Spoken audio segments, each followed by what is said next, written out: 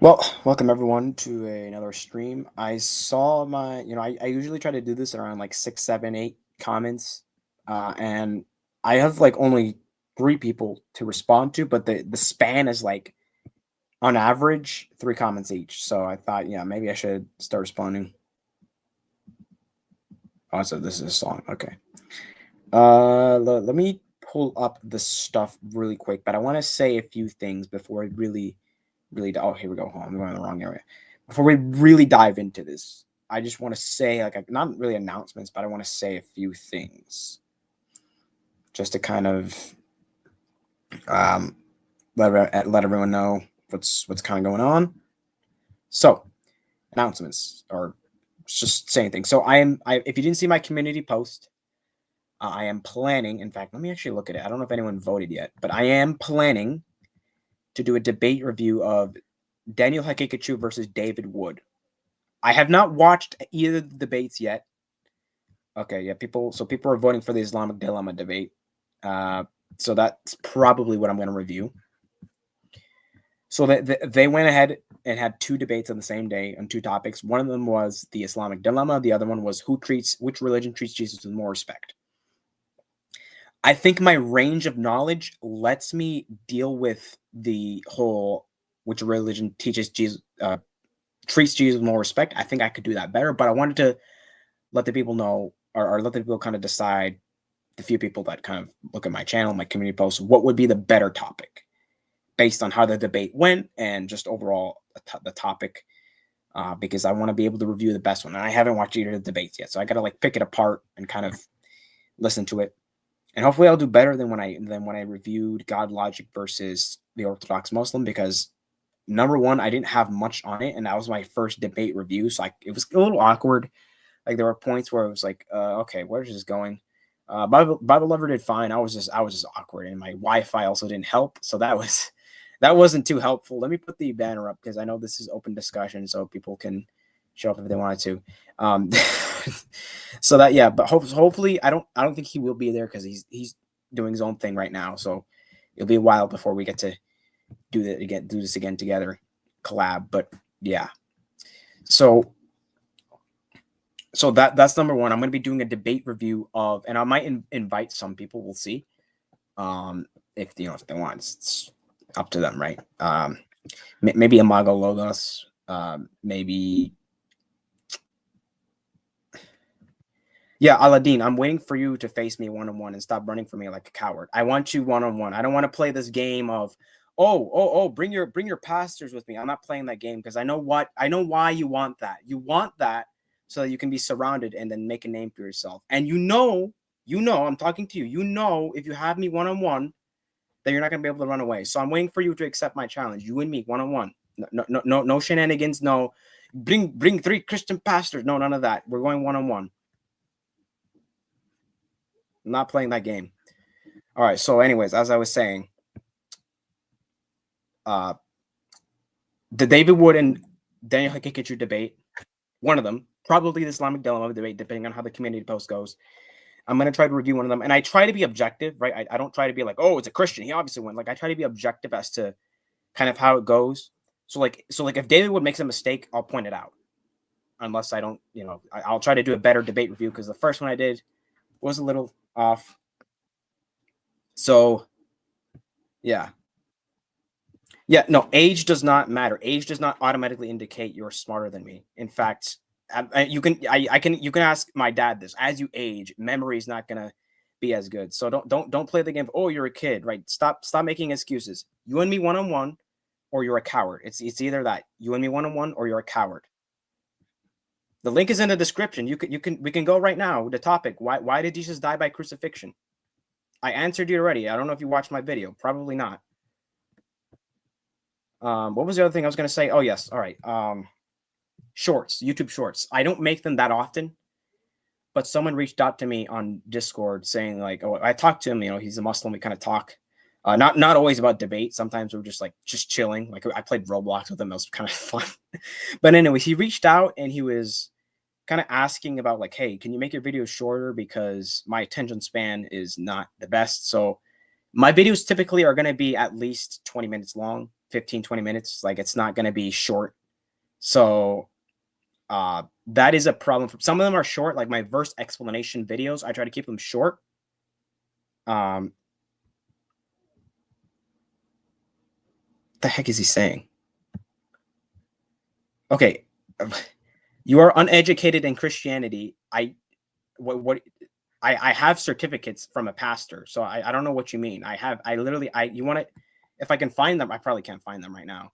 I have to ask my dad, but I actually do have a certificate from a 30-year of experience, Bible exposition and leadership. That doesn't mean anything, right? But if you're saying I'm uneducated, then that's factually false. I do have some sort of education, not a seminary education, but I have some sort of education. So do not make claims about me that you don't know. You don't know who I am.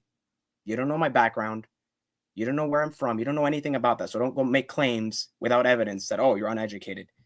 And yes, you did debate or not debate. You literally said yourself discussion. So you didn't even say it was a debate. Discussion with 4 of us. And that's fine, right? You joined. I don't have a problem with that, but I don't want to do that anymore because I know why you want that. You like to point it out 4-on-1. I don't want that. No, I want it 1-on-1. I want it uncomfortable for me. This smart Muslim with me. That's what I want, right? I want your knowledge with me 1-on-1. All right. Link is in the description. We can discuss the topic. Why did Jesus die by crucifixion? Why can't there be any other way? I'm ready. So, and I haven't wet my pants in a long time. So, all right. I see how you speak. What like with what? With what? Name me a thing that I've spoken of without knowledge. With what?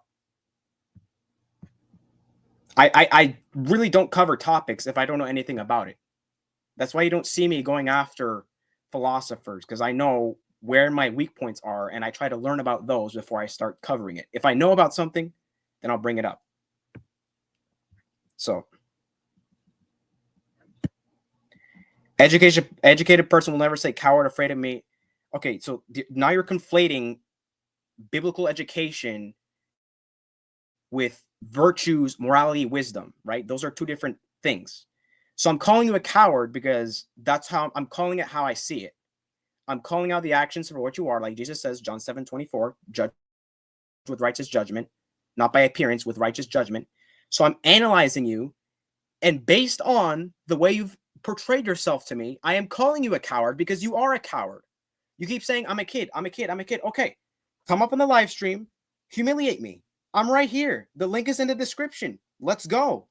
Why did Jesus die by crucifixion? I am ready for you. It's not.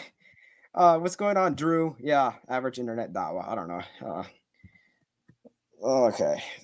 Where was I? Shorts, right? YouTube Shorts. I don't know. I'm like here.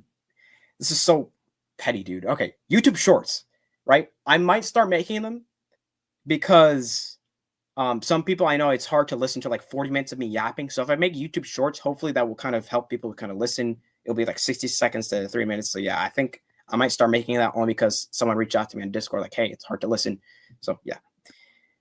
When you bring me past or contact me, kid, have a good night. I'm afraid of you. Are you happy? Okay. Well, I don't know if I want to say he admitted it. I think he's being sarcastic there.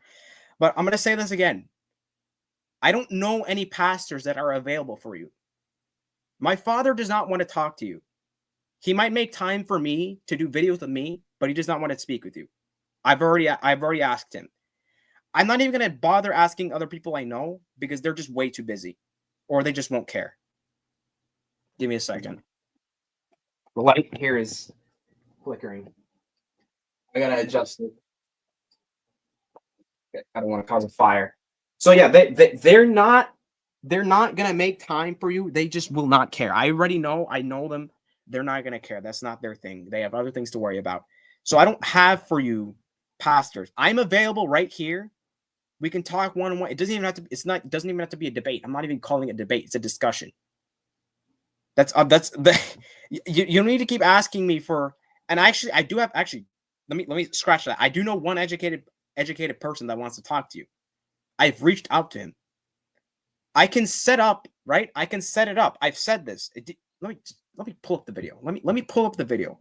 I don't know if he's living under a rock. I tagged him in this video. Let me just pull it up really quick. Here, share screen. I tagged you in this video. He probably left the stream because it says one viewer. I think it's just Drew right now. So I tagged him in this video. And if you go to this part of the video, this chapter 3521 in the video, the challenge, I gave you two options. It's either us, mano y mano, or I can go get someone that I know someone is wanting to talk to. It'll just take some time to set up, to align our schedules. We can do that. I can host it. I will not get involved. I will not debate or discuss or refute any of his points. I will be a host. That's it. And if you want, I can try to find a Muslim to help me host. I can't promise that, but I can try. That I gave you those two proposals. So if you want someone educated, I can host for you, but it's not going to be 2-on-1 or 4-on-1. It's going to be a 1-on-1 and I'm hosting. That's it. Those are my two proposals. And as I said, if you're going to reject them, then that's it. I'm just going to label you as a coward. This has nothing to do with my personal education. This is just me calling it how I see it, like the Bible tells me to. So how dare you not demand people in your life to carve out some time for their busy lives to debate some Dabo troll you met on YT Live? Perfectly put it, right? Like I'm not going to go, hey man, I know you're busy preparing sermons every Sunday and doing things. You want to talk to someone online that wants to talk to 4 pastors at once? Like, it's just stupid, dude. It's stupid. Oh my goodness. All right. Answering comments. So I guess that was my announcements, I guess. I don't know. That's all I really had. So this guy has popped up a few times. I think he's another internet Dawa troll. His name is Five Nights at Freddy's 9369, and he says, "Does God sleep?" And what I'm assuming he's referring to is when it says in the Psalms talking about God sleeping. Now that is not as far as I'm aware. First of all, I don't even think it ever says God sleeps verbatim or anything along those lines. I think it's always used in the sense of "Do not sleep, Lord," like asking him, "Do not sleep," never saying that he actually sleeps. So I don't think the Bible ever describes that God actually sleeps. But what does that mean in the Psalms? Because it's first to point out, when you're interpreting a book, right? What kind of a book is it? What is the literary style? A historical narrative, chances are most of the thing, not everything, but most of the things in it are going to be literal. Most of it. Same with poetry. Most of it will not be literal. It's poetry. Maybe some of it is, like saying, "Who is God except our Lord" in Psalm 18, right? That's obviously just saying that there's no one, there's no other God but Yahweh.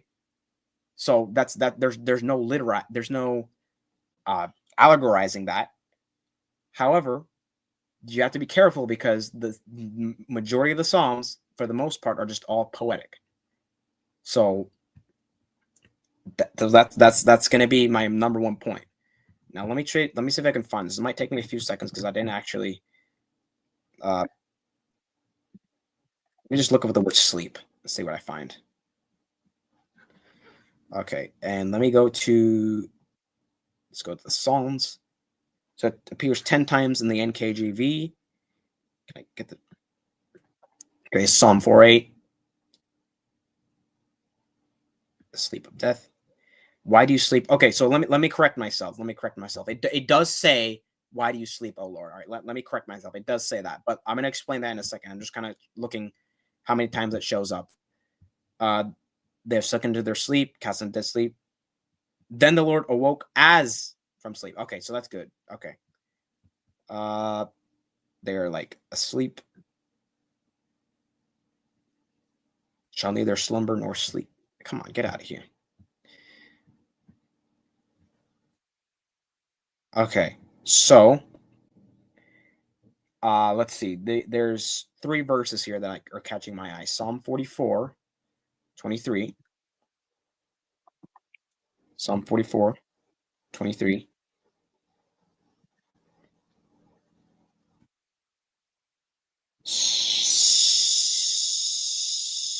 Psalm 78:65 is the key one. That's the key verse here we're going to be looking at. And then one more. Let me see. Bear with me. Psalm 121:4.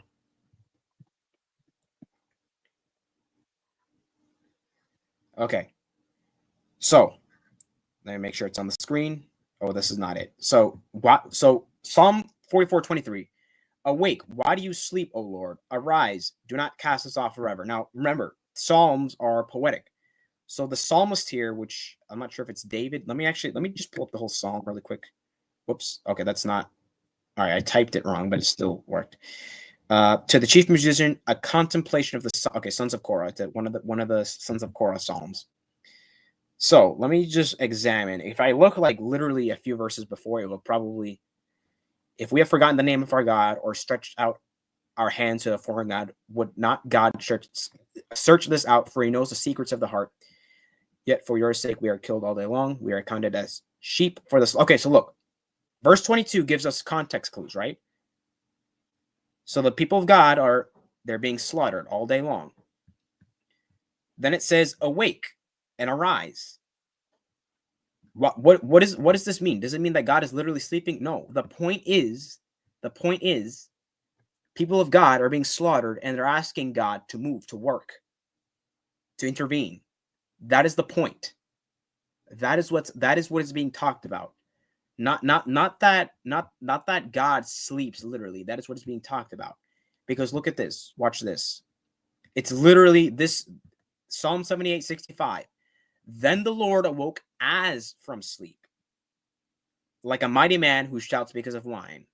Now, the word from is not in the original Hebrew, but the Hebrew functions where the word from is implied. So the Lord awoke as sleep.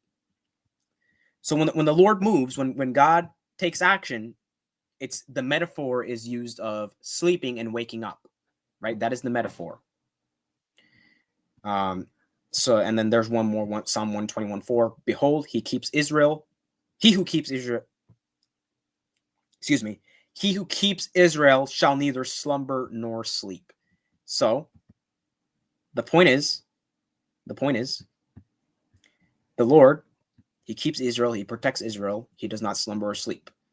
He's not going to stop, he's not going to fall asleep and then forget about Israel, right? He's going to continuously be in protection of Israel.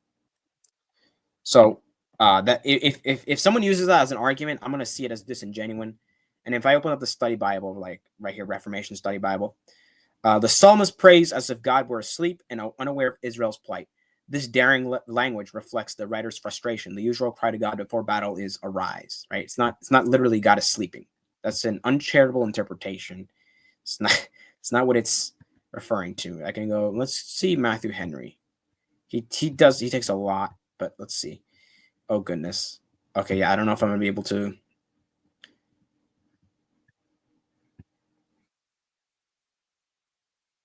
Is that it for this? Wait a minute. Matthew Henry's commentary. The people of God, greatly afflicted and oppressed, here applied to him. Whither else should they go? Okay, it doesn't really say much on that specific point. Interesting. Usually Matthew Henry has got like a lot to say for his commentaries, but you know what? Whatever. Let's see. So that was the comment there. It was kind of underwhelming argument. Why does God sleep? It's in the Psalms. It's poetic about God not taking action. It's simple. Okay, so that one was underwhelming. This one is just odd. I don't know what the heck. This guy is like maybe he was commenting while high. I don't know. Don't know if he was drunk or whatever, but it was just odd reading this. This is repeal the Patriot Act. And this is on the video where I respond to this weird church, the Church of the Living God in Miami. They say that they were saying the Trinity is unclean because there's 3 unclean spirits in Revelation, and the Trinity is 3. I guess I didn't understand the argument at all, but it was laughable, and just the number 3 itself is not unclean, right? That's not what Revelation is referring to. It's saying that the number of them was 3. Now, the interpretation of that under there, because they were futurists, right? They were futurists. So under the futurist hermeneutic, that would be in the time of the Antichrist. And the Antichrist under futurism has not arisen yet. So you cannot say that is the Trinity because the Antichrist has not arisen yet. So it has to be something else under the futurist hermeneutic. So that was kind of my basic summary of that video. And this person says, I remember when I was just 22-year-old and in a cult. Then I started reading books by credentialed historians and scientists. The truth shall set you free, but it's not in a building built on beliefs and the pain and the suffering of others. So I was confused because I don't know what he means. Now I'm gonna just take a wild guess. I could be wrong, right? I'm not saying this as like an assumption, like, oh, right, I know everything. I don't know, because to be honest, I was so confused from reading that comment. But I'm just gonna take a wild guess and say that this is an atheist. Now maybe I'm wrong, right? Maybe I'm wrong. Maybe this is not an atheist, but that's the best I can do by interpreting their comment, because they were not clear at all. They were just absolutely unclear as to what they hold to, what was wrong with the video, what they disagreed with, what I said that was wrong. They were not clear at all. So what are you going to do? What can you do? I'm just going to say it's an atheist, and I'm going to assume the atheist worldview for this person and respond likewise. That's all I can do. So it's, first of all, it's not wrong to read books. You should do that. Read books from credentialed people. That's what I try to do. I don't try to read books from random Joe Schmoes all the time, right? And I want to know what their credentials specifically are. Like, for example, if I'm reading R.C. Sproul here, I don't know if I'm going to be reading R.C. Sproul specifically for science. I don't know how he would fare in that. He typically writes on theology, right? Everyone's a theologian. Essential truth of the Christian faith. Where is he? Defending your faith. So he had I think he knew some philosophy as well. So it's defending your faith, chosen by God, the holiness of God, right? Mainly theology. There's also other aspects, right? Like apologetics. If there's a God, why are there atheists, right? He has mainly, it would be like theology and some philosophy. Those are his main areas. So I try to read him for that and understand that's where he lies in his credentials. So it's not wrong to read, books from credentialed historians or things like that. That's a good thing. Just don't read them as if they're infallible, right? I read people like R.C. Sproul or people like, maybe Bruce Metzger or whoever, Lee Strobel. I try to read them critically. Even if I agree with them, I try, if they're Christian, I try to read it critically, right? When I first read this, right? Let me put it on the screen. Forgotten Trinity by James White, or maybe when I use my, like a Reformation study Bible or apologetic study Bible right there, or anything, I try to read it critically. I try to understand. They could be wrong, so I'm going to analyze this critically. I'm not just going to take their word for everything because they're credentialed. And I go through with Christian, atheist, Muslim, whoever, right? Just because they have credentials, I'm not going to immediately assume that, therefore everything they say is right. That is just fallacious reasoning. That is an appeal to authority fallacy, and that is not a good way to read. So I don't know if that's how the person reads books. I don't know, but whatever. So it's not wrong to do that, but I don't know.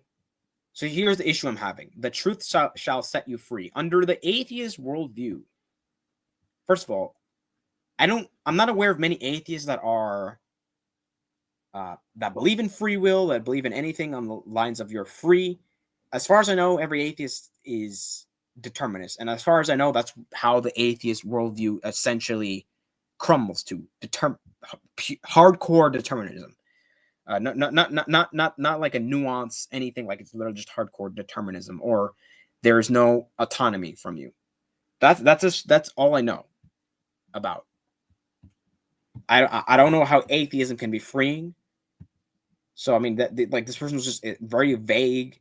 So I mean, like reading a book from an historian, I don't know if that's gonna say the truth shall set you free, right? That's like, I mean, it could be beneficial. I do like seeing what historians actually say versus the conspiracy theories. I don't think that's a matter of the truth has set me free. I think it's just relieving to see them say something different for once instead of seeing the same old conspiracy theories, right? So I don't know. This is just really oddly put. It just feels like a lot of atheist rhetoric. That's the only thing I got here. And I'm gonna be honest, I don't like atheist rhetoric at all. It makes me upset when that's the kind of engagement I get from atheists, compared to Alex O'Connor, I think he's probably my favorite atheist, or he's not atheist. I think he's agnostic currently.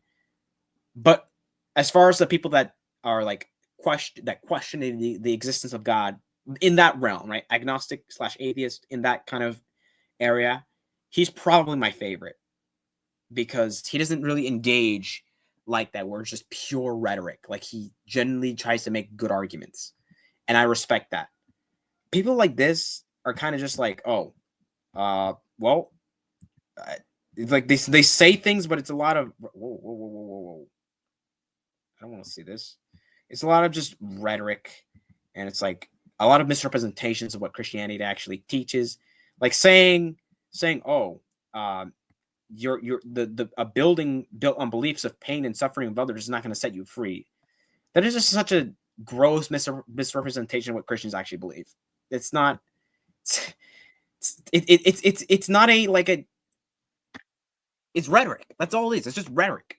And it's not good rhetoric either. It's really poor. Like this is super easy to pick apart. Like this is pure rhetoric. Now rhetoric is important. It's important, especially in the public speaking setting. But if everything you're saying is pure rhetoric, it's just bad. It's just bad. I'm sorry. It's just bad. Like. So I don't know. I don't know what he means by the truths are set you free. What truth and how does it set you free? I don't know how else to address this because it's just not clear what the person is trying to communicate, and that's the other part of rhetoric. Be clear, man. You need to clearly communicate what you're saying. If you're just kind of preaching and it's not clear what you're preaching about, what you mean, the only claps you're gonna get are from the emotion you're putting in. Like that genuinely works on people, right? The Pentecostal church, for example, like. A lot of times you might not understand what the heck the preacher is saying, but you're clapping because of the music and the emotion and the passion in his voice. Man, this guy's good. He must be preaching some truth. But he might just be saying theological nonsense, right? So here, this person, I'm not sure what he's saying. Maybe if he were speaking on a stage and in like an atheist convention or something, he would get a lot of cheers. But to be honest, I don't know if everyone there would understand what he means. I don't understand what he means. He needs to be more clear. I don't get what the point of the comment is. And then this is just a misrepresentation of what Christianity teaches. Your salvation is not in church buildings. Or if you're part of the universe, if you're part of the church in the sense of you're part of the universal body of believers, then okay, then there is salvation in that. Not in the sense of, oh, you're in a physical building. Okay, good for you. Like that's not what that's not what Christianity teaches. So it's you're not going to be set free just from being in a building. I agree. There's people in church buildings that are not saved, and I don't know what I don't know what the heck this means. Built on the pain and suffering of others. Like, are there specific churches that have bad history? Specific church buildings? Probably. Does that have anything to do with me? Probably not. I could say definitely not. I just it's not clear what he's trying to communicate. There could be a few things he's saying. I'm like kind of weighing in the possibilities, but to be honest, I don't know because it's like pure rhetoric without any clarity. And yeah, I mean, I guess, I guess, I'm so deep into a cult that my mind is totally broken and enslaved that I don't understand what he means. That's all it is, right? I'm just in a cult and I'm enslaved. It's not a matter of I don't understand what the heck he's talking about. I'm just enslaved, guys. Right? This is majority of atheism I see. It's kind of why I don't really talk about it much. Well, first of all, I'm trying to understand more philosophy before I get into the existence of God, because I know the arguments somewhat, but I don't want to like get too deep into it because I need to really, really lock down philosophy. But the other thing is it's just bad. Like a lot of the arguments, it's just bad. Like this is just bad. I'm sorry. I like to be respectful, but this is just bad. This is just bad. The question I asked wasn't that, oh, this guy's an idiot. I just didn't know what the heck he was talking about. So that's what I'm asking. What are you talking about? But apparently that means I'm in a cult, and that requires you to laugh and mock me, right? I think you understand my confusion here. I was genuinely asking what he's talking about because I get a lot of comments from other groups that are in the similar style. I don't know what the heck they're talking about because they don't word their sentences properly. I don't know what the subject they're talking about is because it's rarely about the video. So I'm like, what do you mean? What are you talking about? And apparently that means, oh, I'm a son of the devil or I'm in a cult. Like, it, am I going like? Am I the only one that thinks this? Am I the only one that's sitting here thinking like, what the heck? Am I just an odd man out? That's just, oh, look at, yeah. Am I the weirdo? Okay, I am a weirdo, but am I the weirdo in this situation? I just, I don't know. I don't know. We'll move on to look up what licensed cult deprogrammers do and call one. Yeah, so like he didn't answer my question. He just accused me of being in a cult and told me to go to a licensed cult deprogrammer. Now I'm not gonna call them because it's I don't know if it's illegal if I call it because I might genuinely think I'm prank calling them. Like I'm gonna say yes. Someone on YouTube said I should call a licensed prank programmer. He said that he said a lot of things, and I said, "What are you talking about?" And I said I should call you. So I'm here. Like I probably would get some sort of lawsuit or something. I don't know. Right? I don't know what the laws are behind that, but they're probably gonna think I'm a troll just based on what I say. So okay. And then his last, I don't even remember what he said here.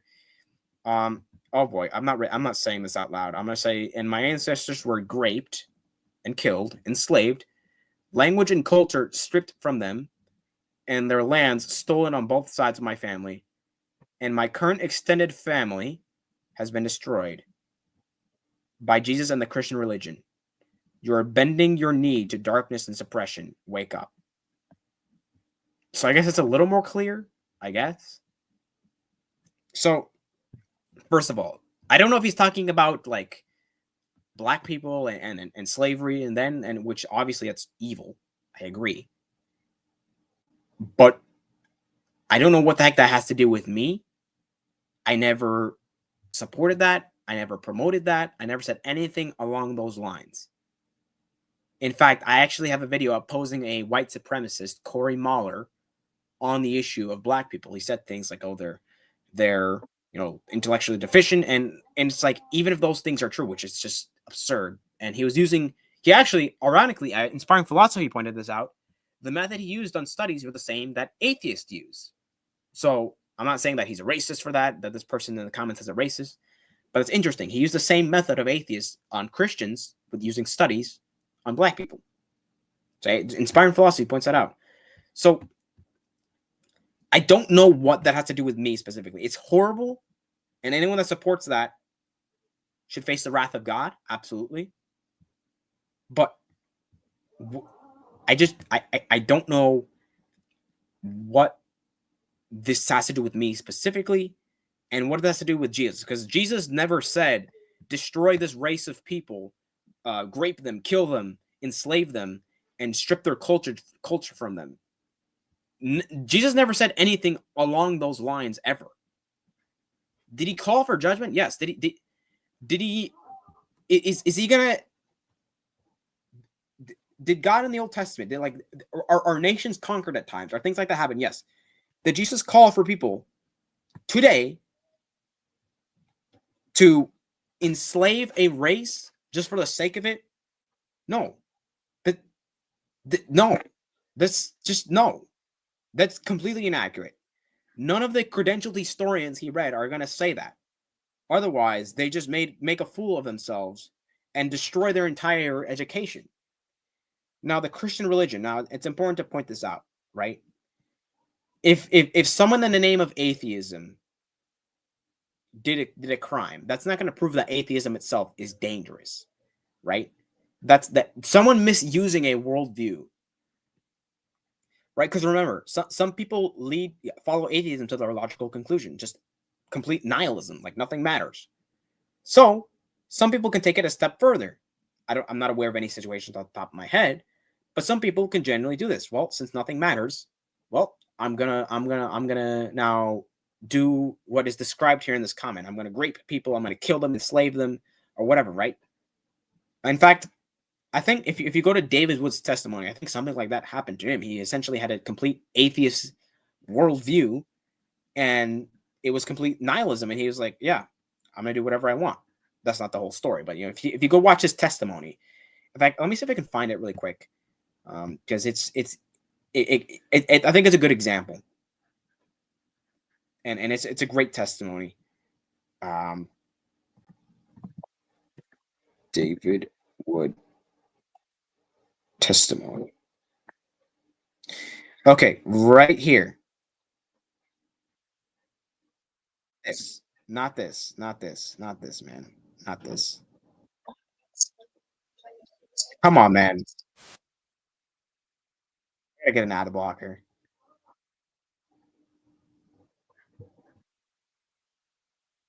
Okay, I'm sorry if there's background noise. My brother is yelling like crazy. But here you go. This is the video right here on his channel. How God destroyed my atheism, Christian testimony, and he talks about things that he did, and he went to prison. He he describes it in great detail. So he genuinely. All right, my temper might start running thin. I might have to be right back in a second if I keep hearing him yell. I'm sorry. So um, what was I saying? I lost my train of thought. So Dave Wood, right? He's a good example of this. Now I'm not gonna say that that proves atheism itself is dangerous. I'm not gonna go down that route. But I mean, if you're gonna say that someone misused our worldview, therefore the worldview itself is dangerous, then that can apply to anything, right? I can say this person is dangerous if I misinterpreted his words because he was honestly unclear. So if I misinterpreted his words to say, um, oh, we should execute those Christians, we should kill them, they're horrible people, and then if I actually listened to him and followed him there, that doesn't prove this man himself is dangerous. That just means I misinterpreted what he said and misused it, right? Things being misused don't mean they themselves are dangerous, right? I mean, and you got to be careful with your definition of dangerous, right? Like a knife is dangerous, but it itself is not bad. So what do you mean by dangerous, right? I, if you want to say Christianity is dangerous in the sense of like a knife, I don't think that's really accurate. But I mean, go ahead, go for it. Be my guest, but I just don't think that proves that you shouldn't follow the religion itself. Now, I don't think that's an accurate description of Christianity, that it's like a knife, dangerous. I really don't think that. But I mean, I think it's more accurate than saying it's dangerous in the sense of like a madman. So Tony says, I'm bending my knee to darkness and suppression. Wake up. By what standard? If you're an atheist, by what standard am I bending my knee to something that's dark, evil, immoral, suppressive? Or maybe or why is that wrong? Even better, even better question. By what standard? Under atheism, there's no justification for objective morality. So how do you judge me as wrong for doing that? Under atheism, because remember, he talked about the truth shall set you free, right? Under atheism, the only way I can think of being free is doing whatever you want. Do what thou wilt, right? Do what thou wilt. The Satanist model, right? You are your own God. Do what you want. That is the only way I can think of atheism as being freeing, and that's not super free at all. That's the exact thing Jesus frees us from us being free to sin. That's slavery. That is not freedom. So it was not clear at all what this person meant, and then he just said, "Oh, you're in a cult, man. You're deep in your cult." Like I just didn't know what you mean, man. Like, don't take it like that. All right, can you like just speak normally? All right, what the heck? Where am I?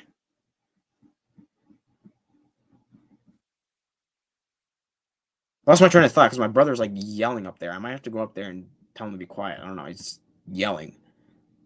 Uh, check out. So Brother Ruben says check out Isaiah 63, 10 to 14, and this was a live stream I did on who the Holy Spirit is. So I'm somewhat familiar with Isaiah 63. So we're gonna go to specifically what he said. I don't know what exactly he's referring to here. I don't know if he's trying to indicate that it teaches modalism or what? But Isaiah 63:10, but they rebelled and grieved his Holy Spirit, so he turned himself against them as an enemy and fought against them. Then remember the days of old, Moses and people saying, where is he who brought them up out of the sea with the shepherd of his flock? Where is he who put his Holy Spirit within them, who led them by the right hand of Moses with his glorious arm, dividing the water before, so making himself an everlasting name, who led them through the deep? And of course, this is talking about like the parting of the Red Sea, I believe. As the beast goes down in the valley and the Spirit of the Lord causes him to rest, so you lead your people to make yourself a glorious name. I mean, I don't know what he's exactly talking about. This is the passage on the screen. I can show it. I just don't know what exactly he's trying to communicate. Like it talks about the Holy Spirit. Yes, I know that he's there. I'm not sure what he's trying to prove from that.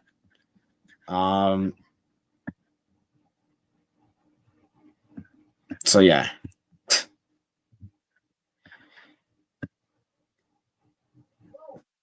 I'm not even gonna say anything. I don't know what the heck that's supposed to mean.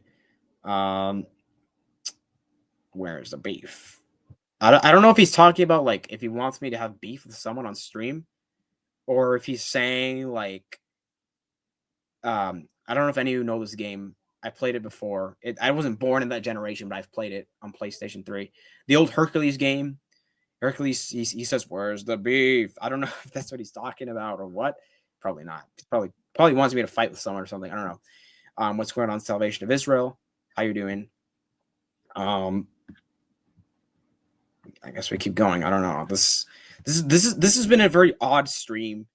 This has been odd. It's just I don't know, man. All right. I think this is a oneness. I don't.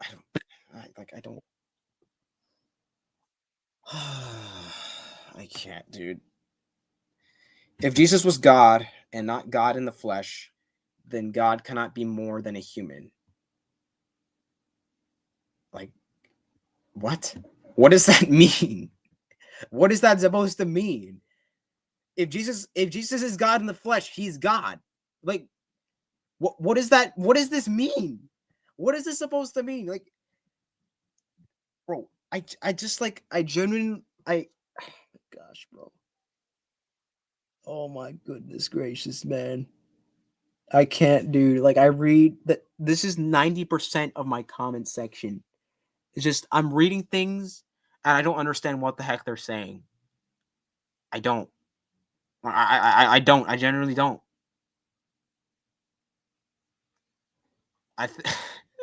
Is it? I got one viewer, right? Is it? I don't know if it's Salvation of Israel. Whoever is in the chat, is it me? Am I the problem? Am I just stupid, or is it like these comments just don't make any sense? I need someone to back me up here.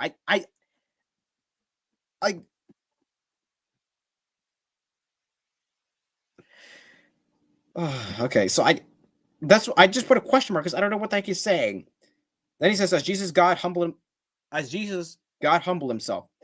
That's why he needed to speak to his Father himself. People don't understand the Trinity. That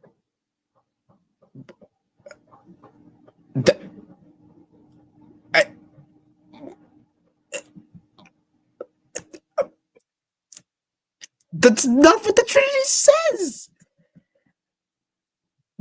I think I just blacked out for a second. I don't know, but that's not the Trinity, man. That is not the Trinity. This right here is not the Trinity. That is Sabellianism, modalism, oneness theology, whatever you want to call it. That is not what the Trinity says. You can't. I don't know. Can you prove God, good sir? I can give it a shot. I'm not super good at this topic, and I want to learn more about it. But there are arguments that are used, such as there's the cosmological argument, which it comes in a few different forms. So I don't know if I'm going to lay it out premise by premise because there are different forms. But in its most basic form, it basically appeals to the fact that there's a beginning of the universe, and this beginning requires a cause. This is gonna be very basic, right? I'm not saying this is gonna be an in-depth, fleshed out explanation. I don't think I'm capable of that yet. Hopefully, I'll learn more about it. But so it's essentially appeals to the beginning of the universe.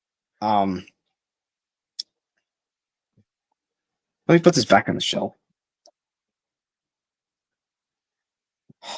I'll try to make a community post with the picture of that article I was gonna read. It's just I don't know if I'll be able to fully break it down, so I'll try to put the community post. Maybe I don't know. I think I'm done with the stream at this point.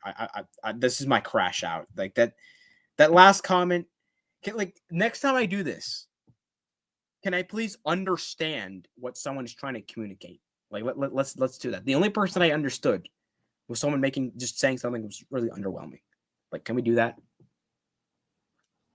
Please. I'm begging you. Okay. I'm ending the stream now, I guess. I probably should just read right now. I think I'm gonna do that. I'm just gonna read. Or maybe I'll take a quick break just to kind of recollect my thoughts, do some reading maybe, because I gotta catch up on that. I'll be honest, I've been kind of behind on that. So yeah, two people that are watching, do your reading. Right? I don't know what you read exactly, but read. It's good to read. Even for 5 minutes, just 5 minutes, right? 5 minutes. I'm rambling now. I'm ending the stream. God bless you all and goodbye. I'm done. That was something.